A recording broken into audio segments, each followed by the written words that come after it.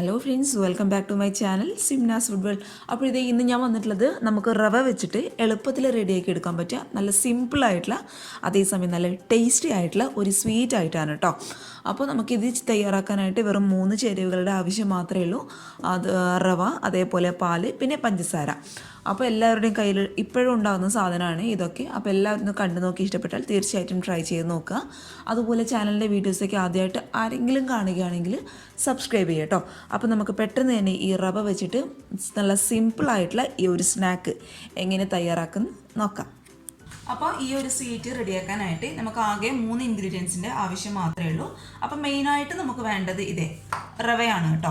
അപ്പോൾ ഇത് ഇങ്ങനെയുള്ള, അതായത് നമ്മളെല്ലാവരും വീട്ടിൽ ഉപയോഗിക്കുന്ന ഇങ്ങനെയുള്ള ഒരു സ്റ്റീലിൻ്റെ ഗ്ലാസ്സിൽ, കുഞ്ഞു സ്റ്റീലിൻ്റെ ഗ്ലാസ്സിൽ അരഭാഗത്തോളം റവ ഞാൻ എടുത്തിട്ടുണ്ട്. അതിപ്പോൾ വറുത്ത റവയാണ്, അല്ലാന്നുണ്ടെങ്കിൽ വറുക്കാത്ത റവയാണ്, എന്തായാലും കുഴപ്പമില്ല കേട്ടോ. അപ്പോൾ 1/2 ഗ്ലാസോളം റവ. പിന്നെ നമുക്ക് വേണ്ടത് നമ്മൾ ഏത് ഗ്ലാസ്സിലാണോ റവ അളന്നെടുത്തത് അതേ സെയിം ഗ്ലാസ്സിൽ 1 ഗ്ലാസോളം പാല്, അതായത് സാധാരണ പശുവിൻ പാല് കേട്ടോ. അപ്പോൾ നിങ്ങൾ ഇങ്ങനെയുള്ള ഗ്ലാസ് ഇല്ലെങ്കിലും കുഴപ്പമില്ല. നിങ്ങൾ ഏത് ഗ്ലാസ്സിലാണോ അല്ലെന്നുണ്ടെങ്കിൽ ഏത് പാത്രത്തിലാണോ റവ അളന്നെടുക്കുന്നത് അതിൻ്റെ നേരെ ഡബിൾ ആയിരിക്കണം. അതായത് 1/2 ഗ്ലാസ് റവയാണെങ്കിൽ 1 ഗ്ലാസ് പാല് എന്ന അളവിലാണ് വേണം കേട്ടോ എടുക്കാനായിട്ട്.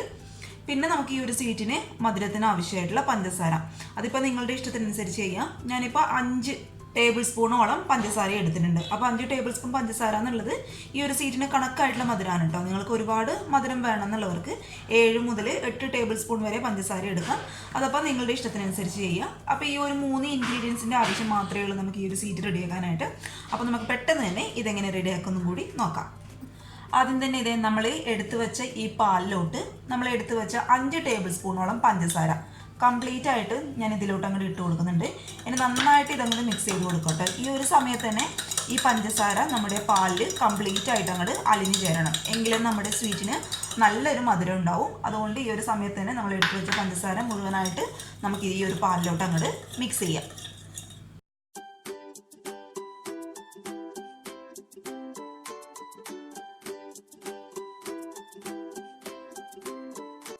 ഇനി ഇതേ സ്റ്റൗവിൽ ഞാനൊരു പാൻ വെച്ച് കൊടുത്തിട്ടുണ്ട്. ആ പാൻ അത്യാവശ്യം ഒന്ന് ചൂടാവുന്ന സമയത്ത് നമ്മൾ എടുത്തു വെച്ച 1/2 ഗ്ലാസോളം റവ നമുക്ക് ഈ ഒരു പാനിലിട്ട് ഒന്ന് ചൂടാക്കി എടുക്കാം. അതെന്തിനാണ് അങ്ങനെ ചെയ്യുന്നതെന്ന് വെച്ചാൽ നമ്മൾ എടുത്ത ഈ റവയുടെ ആ ഒരു പച്ച സ്മെൽ ഉണ്ടാവുമല്ലോ, അത് അങ്ങോട്ട് കംപ്ലീറ്റ് ആയിട്ട് പോകാൻ വേണ്ടിയിട്ടാണ് ജസ്റ്റ് ഒന്ന് റോസ്റ്റ് ചെയ്ത് എടുക്കുന്നത് കേട്ടോ. ഒരുപാട് സമയമൊന്നും വേണ്ട. റവ ചൂടായ ഒരു ബ്രൗൺ കളർ ആവേണ്ട ആവശ്യമൊന്നുമില്ല കേട്ടോ. ജസ്റ്റ് ഒരു 2-3 മിനിറ്റ് ആ റവയുടെ ആ ഒരു പച്ച സ്മെല്ല് ഒന്ന് മാറുന്ന വരെ ഒന്ന് വറുത്തെടുക്കുക. അതൊരു മീഡിയം ഫ്ലെയിമിലിട്ട് സാവധാനം അങ്ങോട്ട് റോസ്റ്റ് ചെയ്തെടുത്താൽ മതിയാവും.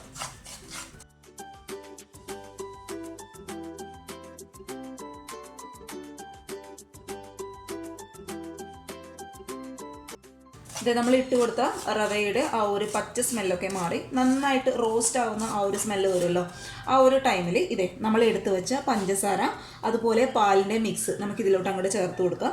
അപ്പോൾ ചേർത്ത് കൊടുക്കുമ്പോൾ ശ്രദ്ധിക്കുക, തീ പതുക്കെ ലോ ഫ്ലെയിമിലോട്ട് മാറ്റുക. മാത്രമല്ല ആ ഒരു ചേർത്ത് കൊടുക്കുന്ന ആ ഒരു ടൈമിൽ തന്നെ നന്നായിട്ട് അങ്ങോട്ട് മിക്സ് ചെയ്ത് കൊടുക്കുകയും ചെയ്യും കേട്ടോ. അല്ലാന്നുണ്ടെങ്കിൽ റവ ആയതുകൊണ്ട് പെട്ടെന്ന് കട്ട പിടിക്കാനുള്ള ചാൻസ് ഉണ്ട്. അതുകൊണ്ട് കുറച്ചായിട്ട് ഒഴിച്ചു കൊടുത്തിട്ട് നമുക്ക് ഈ റവ നന്നായിട്ട് ഈ പാലിലിട്ട് മിക്സ് ചെയ്തെടുക്കാം. അപ്പോൾ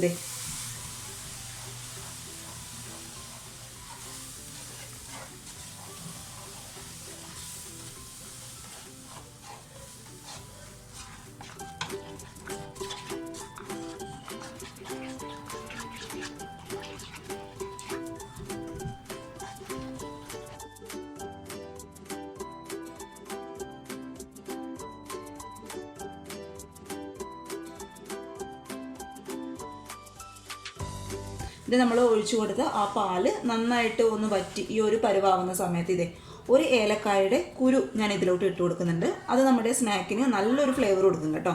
അപ്പോൾ ഏലക്കായ പൊടിച്ചത് ഉണ്ടെന്നുണ്ടെങ്കിൽ ഒരു 1/4 ടീസ്പൂണോളം ഏലക്കായ പൊടിച്ചത് ഈ ഒരു സമയത്ത് ചേർത്ത് കൊടുത്തോളും. അപ്പോൾ നമ്മുടെ പാലൊക്കെ ഏകദേശം വറ്റി ആ ഒരു നമ്മൾ ഇട്ട് കൊടുത്ത റവയൊക്കെ നന്നായിട്ട് സോഫ്റ്റായിട്ട് വരണം കേട്ടോ. ആ ഒരു സമയത്ത് നമുക്ക് പതുക്കെ സ്റ്റൗ അങ്ങോട്ട് ഓഫ് ചെയ്യാം. ഏകദേശം നമ്മളിതേ ഒഴിച്ചു കൊടുത്ത പാലൊക്കെ നന്നായിട്ട് വറ്റിയിട്ടുണ്ട്. അപ്പോൾ ഈ ഒരു സമയത്ത് നമുക്ക് സ്റ്റൗ ഓഫ് ചെയ്ത് ഇത് ചൂടാറാനായിട്ട് അങ്ങോട്ട് മാറ്റി വയ്ക്കാം. നമ്മൾ മാറ്റി വെച്ച റവയുടെ ചൂടൊക്കെ അത്യാവശ്യം നന്നായിട്ട് മാറിയിട്ടുണ്ട്. അപ്പോൾ ഒരുപാട് ചൂടാറാനായിട്ട് അങ്ങോട്ട് മാറ്റി വെക്കണ്ട. കാരണം നമുക്കിങ്ങനെ കൈയൊക്കെ കുത്തി കുഴക്കാൻ പാകത്തിലുള്ള ആ ഒരു ചൂടാവുന്ന സമയത്ത് നമുക്ക് നന്നായിട്ട് സോഫ്റ്റായിട്ട് ഒന്നും കൂടി കൈ വെച്ചിട്ട് കുഴച്ചെടുക്കാം. പിന്നെ കുഴച്ചെടുക്കുന്ന സമയത്ത് കയ്യിൽ ഒട്ടിപ്പിടിക്കുന്നു എന്നൊരു പ്രശ്നം ഉണ്ടെങ്കിൽ കുറച്ച് ഓയിൽ തടവി കൊടുത്തതിന് ശേഷം കയ്യിൽ തടവി കൊടുത്തതിന് ശേഷം നന്നായിട്ട് സോഫ്റ്റായിട്ട് അങ്ങോട്ട് കുഴച്ചെടുക്കാം കേട്ടോ.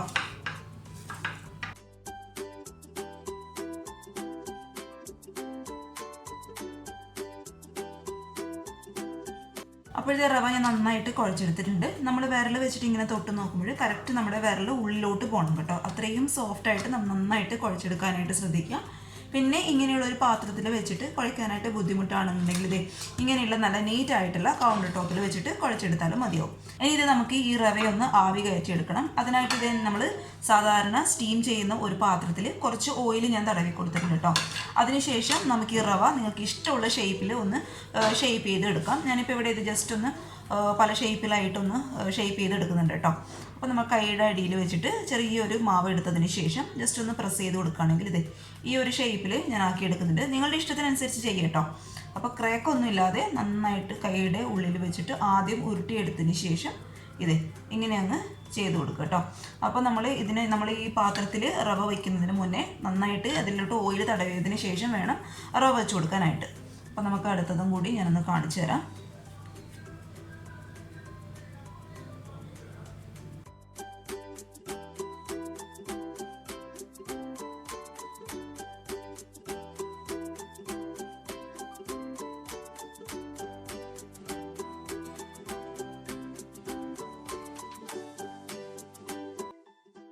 അപ്പോൾ ഇത് റവയുടെ ആ ഒരു മിക്സ് പല ഷേപ്പിൽ ഞാൻ റോൾ ചെയ്ത് എടുത്തിട്ടുണ്ട്. ഇത് ഈ ഒരു ഷേപ്പിലൊക്കെ റോൾ ചെയ്ത് എടുത്തിട്ടുണ്ട് കേട്ടോ.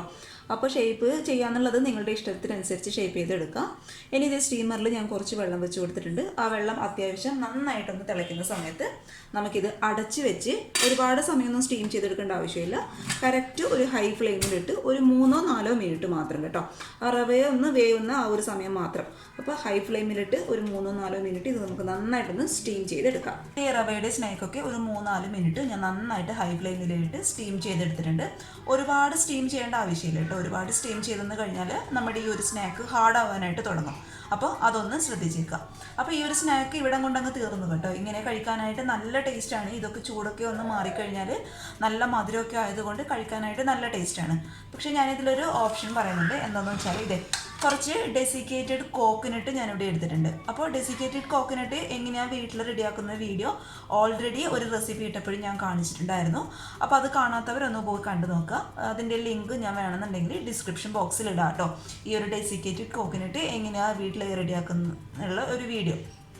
അപ്പോൾ അതിൽ ഒരു സ്നാക്ക് ഇങ്ങനെ ഒന്ന് ഡിപ്പ് ചെയ്ത് കൊടുക്കാം. അപ്പോൾ ഈ ഒരു ഡെസിക്കേറ്റഡ് കോക്കനട്ടിൽ ഡിപ്പ് ചെയ്തിട്ടുള്ള ഈ ഒരു സ്നാക്ക് കഴിക്കാനായിട്ട് നല്ലൊരു ടേസ്റ്റാണ് കേട്ടോ. പക്ഷേ ഇതെന്ന് പറയുന്നത് ഓപ്ഷനിലാണ്. നിങ്ങളുടെ കയ്യിൽ ഡെസിക്കേറ്റഡ് കോക്കനട്ട് ഉണ്ടെന്നുണ്ടെങ്കിൽ മാത്രം ചെയ്ത് കൊടുത്താൽ മതി. ഈ ഒരു സ്നാക്കിൻ്റെ ചൂട് ഒന്ന് മാറുന്നതിന് മുന്നേ തന്നെ ഇങ്ങനെ ഡിപ്പ് ചെയ്യുകയാണെങ്കിൽ ഈ ഒരു കോക്കനട്ട് പെട്ടെന്ന് ഇതിൻ്റെ മുകളിലോട്ട് അങ്ങോട്ട് കോട്ടായി കിട്ടും. കാരണം നമ്മൾ ആവി സ്റ്റീം ചെയ്തെടുത്ത ആ ഒരു നനവ് ഇതിലുള്ളത് കാരണം ഇത് പെട്ടെന്ന് അതിലങ്ങോട്ട് കോട്ടായിക്കോളും കേട്ടോ. അപ്പോൾ ഇളം ചൂടോട് കൂടി തന്നെ ഇത് പെട്ടെന്ന് അങ്ങോട്ട് ഡിപ്പ് ചെയ്തെടുക്കുക.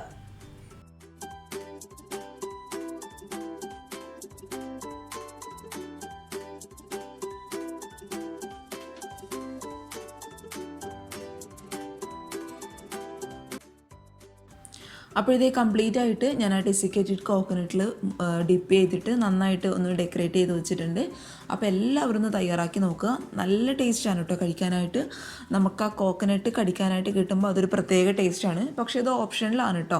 നിങ്ങളുടെ കയ്യിലുണ്ടെങ്കിൽ മാത്രം ചേർത്ത് കൊടുത്താൽ മതി. അതല്ലാതെയും ഈ ഒരു സ്നാക്ക് കഴിക്കാനായിട്ട് നല്ലൊരു ടേസ്റ്റാണ് കേട്ടോ. അപ്പോൾ കുഞ്ഞുങ്ങൾക്കൊക്കെ നമുക്ക് സ്നാക്ക് ബോക്സ് ആയിട്ട് കൊടുത്തു വിടാം. അല്ലാന്നുണ്ടെങ്കിൽ വൈകുന്നേരങ്ങൾ അവർ സ്കൂളൊക്കെ വിട്ട് വരുമ്പോൾ നമുക്ക് സിമ്പിളായിട്ട് കൊടുക്കാൻ പറ്റിയ നല്ലൊരു ഈസി ആയിട്ടുള്ള റെസിപ്പിയാണ്. അപ്പോൾ നമുക്ക് ഈ വീട്ടിലുള്ള ചേരുവകൾ മാത്രം വെച്ചിട്ടാണ് നമ്മളിത് റെഡിയാക്കി എടുത്തിട്ടുള്ളത്. അപ്പോൾ വീഡിയോ കാണുന്നവർ ഇപ്പം തന്നെ പോയിട്ടൊന്ന് ഒന്ന് റെഡിയാക്കി കൊടുക്കുക കുഞ്ഞുങ്ങൾക്കൊക്കെ. അപ്പോൾ എല്ലാവർക്കും ഇഷ്ടമായെന്ന് വിചാരിക്കുന്നു. പിന്നെ റെസിപ്പി ഇഷ്ടപ്പെട്ടാൽ വീഡിയോ ലൈക്ക് ചെയ്യാതെ പോകരുത് കേട്ടോ. അപ്പോൾ പിന്നെ ചാനലിലെ വീഡിയോസൊക്കെ ആദ്യമായിട്ട് ആരെങ്കിലും കാണുകയാണെങ്കിൽ സബ്സ്ക്രൈബ് ചെയ്യുക. അപ്പോൾ നാളെ ഒരു നല്ല വീഡിയോ ആയിട്ട് കാണും വരെ thank you for watching Simnas food world. By.